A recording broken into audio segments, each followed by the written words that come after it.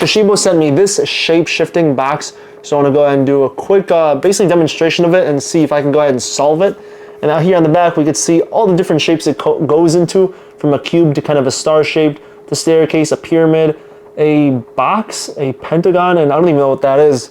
But the first thing that I noticed about this is the fact that it reminds me of a Rubik's Cube. So I have a Rubik's Cube right over here next to me that I want to compare shortly. And so yeah, the first thing I see underneath is actually going to be this this piece of paper, and it says just how to get started. It gives me instructions on how to go ahead and open it, but I don't want to go ahead and take a look at that. I just want to go ahead and kind of figure it out on my own. There it is. So I know these come in a bunch of different color options, but this is the one I was sent. And then here you can see what it looks like in comparison to my Rubik's Cube, my Speed Cube. And it is going to be a little bit bigger. As far as weight goes, it does have more weight to it. Now, this feels like it's made out of, I think this is like a hard paper. One thing I do like is the fact that the corners are taken out. So I guess that makes it easier to go ahead and move. And also it prevents the corners from breaking or chipping really. So if it was dropped, there's nothing to go ahead and break. Let's see, how can I move? Okay, I'll start in one of these corners and go ahead and kind of move out. Oh wow, yeah, that moves a lot.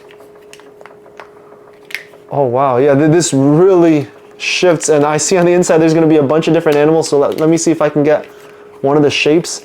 And I believe one of them was like a staircase one, so let me see. Yeah, this is kind of tough. I don't know how to put the exact shape I want, but here you can kind of see what the inside looks like.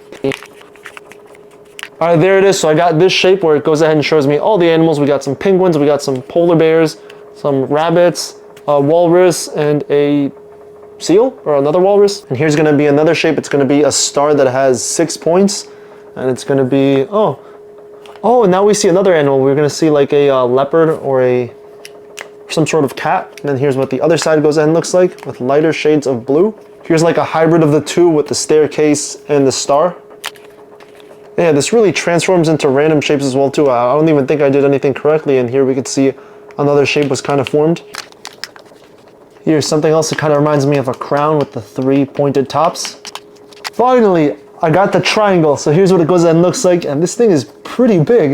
It definitely does go ahead and spread out a lot. And then we got the 3 different Arctic animals in the center, the bear, rabbit, and this walrus. And then we got like that leopard, big cat on the edges here.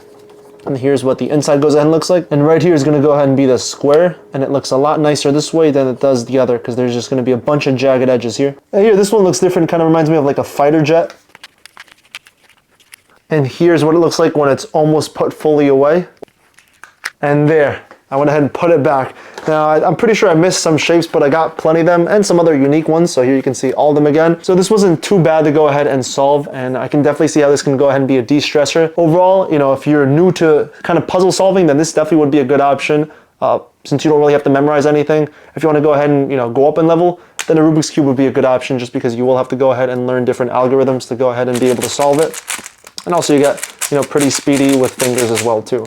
So yeah, I think it'll take me, I think realistically it'll take me less time solving this than this, just because I already know what to do here. So here you can kind of see mixed up. There it is. And I'll start by solving a white cross over here at the bottom. So almost got the cross. There it is. I got the white cross and everything is centered like so. Yeah, I got that blue piece missing. Now I'm going to go ahead and do the 2 layers at the same time. It's F2L.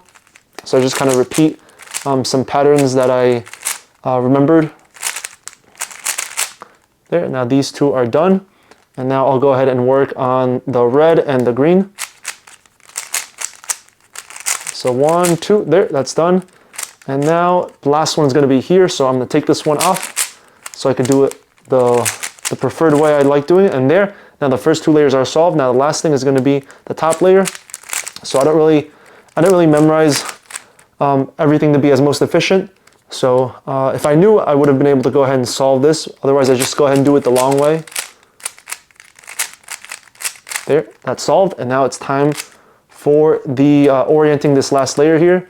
And again, I don't know this exact algorithm, so I go ahead and use different ones until I get a pattern that I recognize. In this case, I'll recognize this pattern here.